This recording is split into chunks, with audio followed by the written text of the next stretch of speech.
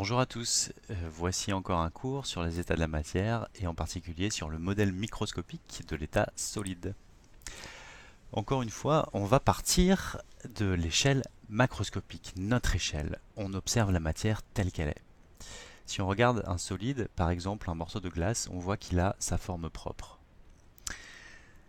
Le fait qu'il ait sa forme propre veut probablement dire que les molécules sont liées les unes aux autres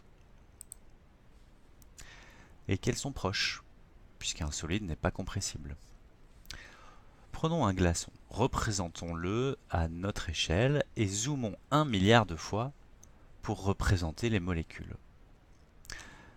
Un glaçon est un corps pur, c'est de l'eau, donc on va le représenter avec une seule sorte de molécule dont on choisit la représentation ainsi, des molécules d'eau.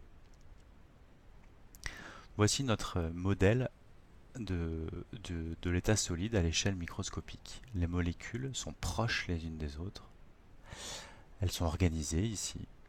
Et elles sont liées les unes aux autres. Ce qui veut dire qu'en fait, elles sont fixes les unes par rapport aux autres.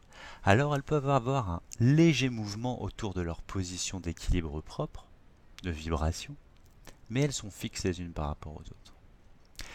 Si on prend un mélange, par exemple un glaçon d'eau et d'éthanol, alors cette matière-là est composée de deux sortes de molécules, des molécules d'eau et des molécules d'éthanol. Mais comme pour un corps pur, les molécules sont proches, liées les unes aux autres, et fixes les unes par rapport aux autres. On a donc notre schéma à l'échelle macroscopique, notre échelle, un schéma qui représente le modèle à l'échelle microscopique, à l'échelle des molécules. Et maintenant, on va mettre les mots de vocabulaire. Donc là, on a le vocabulaire de l'échelle microscopique. Les molécules sont proches, fixes les unes par rapport aux autres, liées.